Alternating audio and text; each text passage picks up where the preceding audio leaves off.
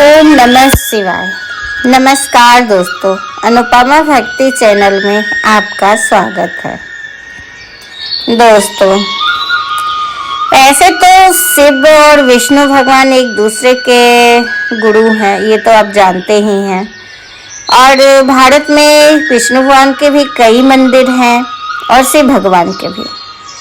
पर भारतवर्ष में, भारत देश में एक ऐसी जगह है जहाँ पे विष्णु और शिव दोनों एक मूर्ति में समाये हुए हैं, एक लिंग में, और इसे लिंगराज कहते हैं। दोनों की पूजा एक साथ होती है, इसे हरिहर बोलते हैं। हरिहर दोनों एक दूसरे में आधा आधा समाये हुए हैं। जैसे पार्वती और शंकर भगवान आधे शरीर में समाये हुए हैं ना, वैसे ही विष्णु भगवान और शंकर भगवान।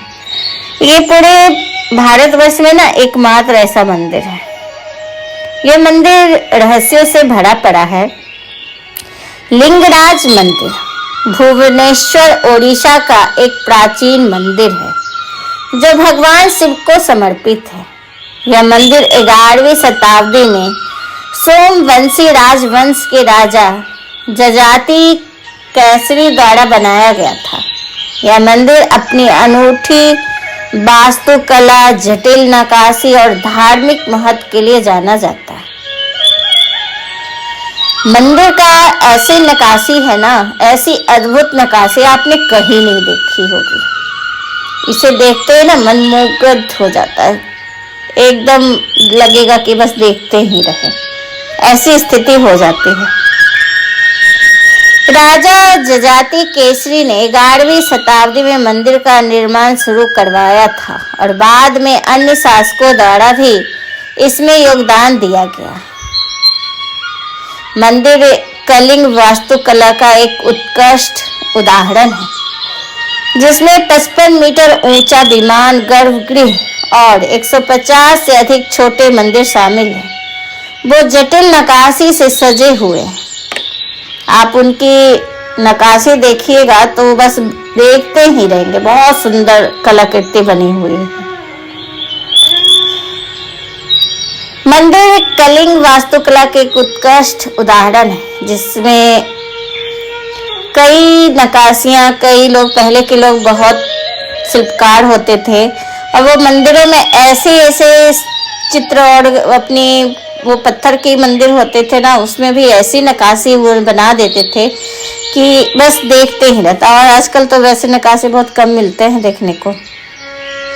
यह मंदिर शैव और वैष्णव धर्मों के संगम का प्रतीक है। जो भगवान शिव को मानते हैं और वैष्णव भगवान को मानते हैं, इन दोनों का एकता का प्रतीक है। भगवान शिव और विष्णु एकता का स्थान माना जाता है। यहाँ दोनों भगवान की पूजा होती है। महाशिवरात्रि, अशोक अष्टमी और चंदन यात्रा जैसे त्योहार मंदिर में उत्साह और भक्ति के साथ मनाए जाते हैं। एक साथ दोनों के मंत्र उच्चारण होते हैं, विष्णु भगवान के भी और शंकर भगवान के भी।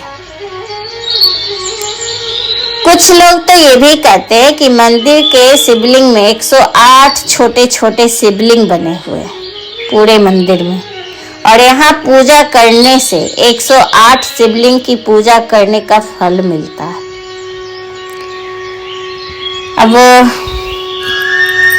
अब भारत में तो कई ऐसे प्रसिद्ध मंदिर हैं जिन्हें लेकर कई तरह की मान्यताएं हैं। दूर दूर से श्रद्धालु मंदिर के दर्शन के लिए आते हैं। और अगर आप शिव और विष्णु दोनों के भक्त हैं तो आज हम एक ऐसे मंदिर के बारे में बताएंगे जहां आप इनके दर्शन कर सकते हैं एक साथ। हम बात करें उड़ीसा के भुवनेश्वर में स्थित प्रसिद्ध लिंगराज मंदिर की, जो भारत का सबसे पुराने मंदिर में से एक। लिंगराज मंदिर विशेष महत्व है। इस मंदिर में भगवान शिव के साथ साथ विष्णु की भी पूजा की जाती है। कहते हैं दोनों इस लिंग में एक साथ समाहित है। भुवनेश्वर नगर का नाम उन्हीं के नाम पर रखा गया। दरअसल भगवान शिव की पत्नी को यहाँ भुवनेश्वरी कहा जाता है। वही लिंगराज का अर्थ होता है लिंगम के राजा, जो यहाँ भगवान शिव को कहा जाता है। पहले इस मंदिर में शिव की पूजा कीर्तिवास के रूप से की जाती थी, फिर बाद में हरिहर के रूप में की जाने लगी। भुवनेश्वर में लिंगराज मंदिर शहर का एक मुख्य लैंडमार्क है। लिंगराज मंदिर सोमवंशी राजा जजाति केसर द्वारा बनाया गया था और इसकी ऊंचाई तो हम बता ही चुके हैं। खास बात यह है कि मंदिर के ऊपरी भाग पर उल्टी घंटी और कलश को स्थापित किया गया है, जो लोगों को काफी आश्चर्यजनक लगता है। वहीं इसके शीर्ष हिस्से को पिरामिड के आकार में रखा गया है। अन्य हिंदू मंदिर की तुलना में लिंगराज कुछ कठोर परंपराओं का पालन करता है। यही वजह है कि इस मंदिर के अंदर गैर हिंदू लोगों को प्रवेश करने की अनुमति नहीं है। हालांकि इस मंदिर के बगल में चबूतरा बनवाया गया है ताकि दूसरे धर्म के लोग भी इसे आसानी से देख सकें। ये थोड़ा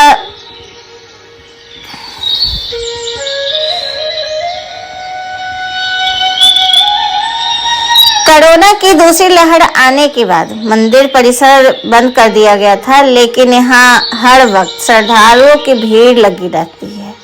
यहाँ सर्दियों के मौसम में लोग इस मंदिर के दर्शन के लिए अधिक आते हैं। ऐसे इसलिए क्योंकि गर्मियों में भुवनेश्वर का मौसम काफी गर्म और उमस से भरा रहता है। ऐसे में इस मौसम में आना लोगों के लिए काफी मुश्किलों से भरा रहता है। हालांकि सर्दियों में यहाँ का मौसम काफी सुहावना रहता है और आसपास के काफी खूबसूरत देखने को मिलता है। भुवनेश्वर आने के बाद आप किसी पर्सनल गाड़ी या फिर टैक्सी के द्वारा आप मंदिर आसानी से जा सकते हैं। यह मंदिर कलिंग वास्तुशैली का अनुपम उदाहरण है। करीब 2.5 लाख वर्ग फुट के विशाल क्षेत्र में यह फैला हुआ पवित्र बिंदु सागर झील के तट पर स्थित है। मंदिर की बाहरी संरचना की नक्काशी तो ऐसी है कि देखकर विश्वास ही नहीं होता कि यह मनुष्यों द्वारा की गई होगी। मंदिर की ऊंचाई और मंदिर के 4 प्रमुख भाग हैं: गर्भगृह, यज्ञशाला, भोग मंडप और नाट्यशाला। सबसे पहले बिंदु सरोवर में स्नान किया जाता है। उसके बाद छत्रपति अनंत वासुदेव के दर्शन किए जाते हैं।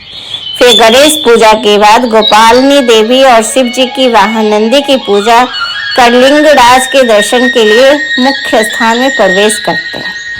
कहते हैं कि बिंदु सरोवर में शिव ने 1 बूंद पानी डाला था इस तालाब में। उन्होंने खुद अपने हाथों से इसका निर्माण किया था। और कहते हैं कि भारतवर्ष में जितनी भी नदियां, पवित्र नदियां हैं, उसका सारा पानी इसमें मिक्स है। अगर आप इस पानी में नहाते हैं तो सारे तीर्थ का पुण्य मिल जाता है और सारे पाप नष्ट हो जाते हैं। ऐसी मान्यता है इस मंदिर का, इस बिंदु सागर तालाब का। यहाँ 8 फीट मोटा और लगभग 1 फीट ऊंचा ग्रेनाइट का स्वयंभू लिंग स्थित है। मान्यता है कि भारत में जो 12 ज्योतिर्लिंग है, उन सभी का अंश इस शिवलिंग में है, इसीलिए इसे लिंगराज कहा जाता है। 12 जो भी ज्योतिर्लिंग है, उनका सारा अंश एक इस शिवलिंग में समाहित है और इसी वजह से इनका नाम लिंगराज पड़ा। इतिहासकारों के मुताबिक वर्तमान मंदिर का निर्माण सोमवंशी राजा जजाति केसरी ने किया था, क्योंकि 7वीं सदी में संस्कृत लेखों में इस मंदिर का उल्लेख किया गया है। अब कुछ अन्य विद्वान मानते हैं कि मंदिर की शुरुआत ललाट इंदु केसरी ने 6015 से 657 ईस्वी के बीच की थी। मान्यता है कि विष्णु और शिव दोनों इस मंदिर में बसते हैं। यह शिवलिंग के बीच में चांदी के शालिग्राम भगवान स्थित है। मानो भगवान शिव के हृदय में भगवान विष्णु विराजमान है। मंदिर में आप जब सुबह जाएंगे तो सुबह पट खुलती है और मुख्य त्योहार पर शिवरात्रि, श्रावण मास में सुबह हजारों लोग महानदी में पानी भरकर पैदल मंदिर जाते हैं और जल चढ़ाते हैं। भाद्रपद महीने में शिवनियन दिवस मनाया जाता है। इस दिन मंदिर के सेवक, किसान और दूसरे लोग लिंगराज को निष्ठा और श्रद्धांजलि अर्पित करते हैं। उनके अलावा मंदिर में 22 दिनों तक चलने वाला चंदन यात्रा त्योहार भी धूमधाम से मनाया जाता है। यहाँ का महाप्रसाद भी भक्तों के बीच बहुत प्रसिद्ध है। इस मिट्टी के बर्तन में पुजारियों द्वारा तैयार किया जाता है। पहले इसका भोग भगवान को लगाया जाता है, फिर भक्तों को बांटा जाता है। कहते हैं कि जब भगवान शिव की पूजा लिंगराज का दर्शन करते हैं ना, तो उस समय मंत्रों का जो उच्चारण होता है, तो एक साथ ही शिव और विष्णु भगवान दोनों के मंत्र का उच्चारण होता है और दोनों को एक साथ भोग भी लगाया जाता है। दोनों की पूजा एक साथ की जाती है। शिवलिंग के बीचों बीच चांदी से विष्णु भगवान के शालिग्राम को बनाया गया, स्थापित किया गया, जैसे शिव के हृदय में विष्णु भगवान का वास हो। भुवनेश्वर नाम आपने एक अपने आप में ये एक गहरा अर्थ रखता है। यह एक संस्कृत के दो शब्द भुवन, जिसका अर्थ है पृथ्वी, और ईश्वर, जिसका अर्थ है प्रभु। इस प्रकार भुवनेश्वर का अर्थ है पृथ्वी का स्वामी। पृथ्वी का स्वामी अक्सर भगवान शिव से जुड़ा होता है। यह नाम तो केवल एक संयोग नहीं है, यह भुवनेश्वर को भूदेवी धरती माता की अवधारणा से जोड़ता है। हिंदू धर्म में भूदेवी एक देवी है जो स्वयं पृथ्वी का प्रतिनिधित्व करती है। अगर भगवान विष्णु की पत्नी के रूप में देखा जाने वाली उर्वरता, पोषण और जीवन का प्रतीक है। भुवनेश्वर शिव को समर्पित लिंगराज मंदिर के संदर्भ में भूदेवी का एक विशेष अर्थ है। वे भौतिक और आध्यात्मिक दोनों प्रकार के अस्तित्व के मूल आधार का प्रतिनिधित्व करती है। मंदिर की शिक्षाएं अक्सर पृथ्वी की पोषण शक्ति पर जोर देती है, जो शिव की रक्षक और पूर्ण जीवनकर्ता की भूमिका के अनुरूप ही कार्य करती है। भुवनेश्वर का नाम पृथ्वी के स्वामी और उसके कई मंदिर इस दिव्य संरक्षकता और हमारे ग्रह को पवित्रता की उत्सव मनाते हैं। स्थानीय लोगों का कहना है कि यह मंदिर 1000 साल पुराना है। कभी एक पवित्र वन था जहां भगवान शिव एक लिंगम या दिव्य ऊर्जा के प्रतीक के रूप में प्रकट हुए थे। सदियों से भक्त इस पवित्र स्थान पर आते रहे और धीरे धीरे देवता के सम्मान में भव्य मंदिर का निर्माण कर दिया। मंदिर की मीनारें और विशाल मंडप है। मंदिर के आकार और इसकी मूर्तियों की जटिलता, जिसमें विभिन्न देवता, नर्तकों, संगीतकारों, वनस्पतियों और जीव जंतुओं को दर्शाया गया है। पत्थर पर हिंदू प्रतिमाओं का एक विश्व कोष बनाने के लिए डिजाइन की गई है। इसके अतिरिक्त इसके 4 घटक हैं: विमान, गर्भगृह युक्त संरचना, जगमोहन, सभा भवन, नट मंदिर, उत्सव कक्ष और भोग मंडप, अर्पण कक्ष। प्रत्येक पहले वाले से ऊंचा है। मंदिर में प्रवेश करने पर एक आकर्षक पत्थर का प्रवेश द्वार दिखाई देता है, जिसे सिंहद्वार के रूप में जाना जाता है। और फिर आगे बढ़ने पर आप मुख्य गर्भगृह के सामने आते हैं, जिसमें भगवान शिव का प्रतीकात्मक प्रतिनिधित्व करने वाला लिंगम स्थापित है। परिसर में घूमते हुए मुझे ओडिशा की आत्मा से, वास्तुकला और आध्यात्मिकता के धागों से बुनी इसकी संस्कृति से गहरा जुड़ाव महसूस करेंगे आप। जब आप लिंगराज मंदिर जाएंगे तो उसका पूजा स्थल आप देखिएगा। हिंदुओं के परंपराओं के सार का एक जीवंत सांस लेता हुआ एक प्रमाण है, जो आपको गर्मजोशी और ज्ञान से आलिंगनबद्ध कर देगा। इस मंदिर की वैज्ञानिक महत्व है। लिंगराज मंदिर अपने धार्मिक और स्थापत्य महत्व के अलावा प्राचीन भारतीय मंदिर स्थापत्य कला में प्रचलित महत्वपूर्ण वैज्ञानिक अंतर्दृष्टियों का भी प्रतीक है। मंदिर का पूर्व पश्चिम दिशा में होना कोई संयोग नहीं है। यह सूर्योदय और सूर्यास्त के साथ पूरी तरह से संरेखित है, जिसमें परिसर में प्राकृतिक प्रकाश और ऊष्मा के लिए सूर्य की शक्ति का उपयोग होता है। इसके अलावा इसके कुछ और पहलू भी। खगोलीय संरक्षण। भारत के कई प्राचीन मंदिर की तरह लिंगम राज मंदिर की भी विशिष्ट खगोलीय संरेखण के साथ बनाया गया है। माना जाता है कि मंदिर के पूर्व मुख है, जो एक समान विशेषता है, जिसमें सूर्य की पहली किरण मुख्य देवता पर पड़ती है, जो प्रकाश ऊर्जा का ब्रह्मांडीय स्रोत का प्रतीक है। कहते हैं कि सूर्य का प्रकाश संक्रमित और विषाणु को तुरंत ही खत्म कर देती है। कितने कीटाणु होते हैं, मैं बचपन में पढ़ी थी कि कितने कीटाणु होते हैं, कीटाणु जो ऐसे नहीं मरते और वो छाया में पनपते हैं, लेकिन सूर्य के प्रकाश पड़ते ही वो खत्म हो जाते हैं। तो सूर्य की पहली किरण, और हमें विटामिन डी भी तो सूर्य की पहली किरण से ही मिलती है। स्थापत्य ध्वनि की। मंदिर के डिजाइन में उत्पन्न ध्वनि की विशेषताएं शामिल हैं।